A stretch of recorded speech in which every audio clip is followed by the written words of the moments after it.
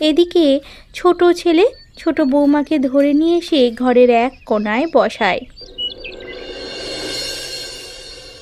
বাড়ির ভেতরে বসে এবং বড় বৌমা দাঁড়িয়ে আছে। ছোট ছেলে এই সময় বলে, দেখলে মা, দেখলে দাদা, তোমাদের বড় বৌমা কি করছে? এমন কথা শুনে ঘর থেকে বেরিয়ে আসে মা ও ছেলে। হ্যাঁ ভাই, কি হয়েছে রে?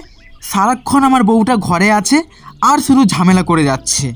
আমার মনে হচ্ছিল ও কিছু না কিছু একটা কাণ্ড বাঁধিয়ে এসেছে। কি করলো ও আবার?